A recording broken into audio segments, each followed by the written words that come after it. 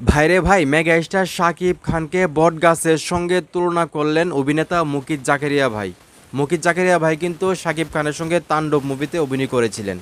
তো সাংবাদিকরা যখন মুকিত জাকেরিয়া ভাইকে প্রশ্ন করেন শাকিব খান সম্পর্কে বা মুকিত জাকেরিয়া ভাইয়ের যে অভিনয় দক্ষতা তার সঙ্গে তুলনা করেন, তখন তিনি কিন্তু সরাসরি একটা কথা বলেন, যে কথাটা আসলে আমার খুব ভালো লাগছে একজন সাকিবিয়ান হিসেবে। তাই ভাবলাম প্রত্যেকটা সাকিবিয়ানের এই কথাটা শোনা উচিত। তাহলে চলুন উনি সাংবাদিকদের প্রশ্নের জবাবে কি আনসার করেছেন বা কি কথা বলেছেন সেটা আপনাদেরকে পরে আমি শোনাই। তো উনি বলেন, শাকিব খান হচ্ছেন একটা অনেক বড় মাপের বট গাছ। আমি উনার কাছে চুনু পুটি। এত বড় একজন নামের সাথে আমাকে মেলাবেন না। আমি উনার নখেরও যোগ্য না। অ্যাকচুয়ালি আসলে একজন সম্মানী ব্যক্তিকে সম্মান দিলে সম্মান কমে না, সম্মান আরও বাড়ে।